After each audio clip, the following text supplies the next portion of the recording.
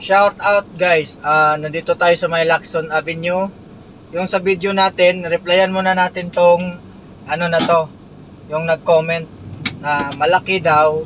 Siyempre natural talaga guys na kakain pa na sa kabilang lane pag malaki. Pero dito sa ano natin, sitwasyon natin dito yung kalsada, sobrang OA naman yung ginawa ng nasa video natin, di ba? Kasi tatlong lane eh. Inner, center, tapos outer. Tapos ang nangyari, yung sa inner, biglang kumanan. Diba? Dito yun, oh. Dito talaga yun, oh. Diba? Biglang kumanan.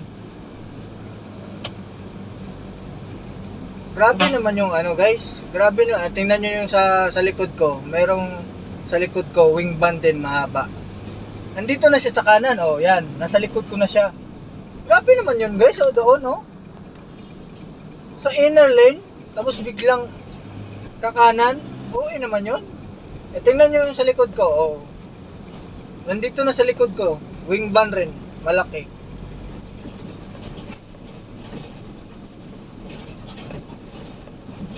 Paunahin natin to, para makita nyo. Ay, wag na lang. So sabi ko guys, sobrang OA lang yun. Yung comment din, wala din, sobrang okay lang din yung comment.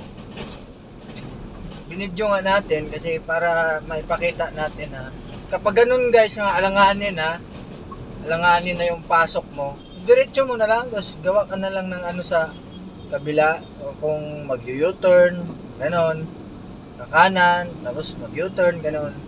Huwag ka talagang nasa inner lane ka eh. Ibig sabihin yan, diretso ka, o di kaya kakaliwa ka. Kinanan mo, ano ka ng dalawang lane eh. Tatawirin mo yung dalawang lane.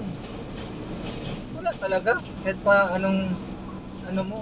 Kung sa center ka, inner, center, tapos outer, ay yung sa center, considered pa yon.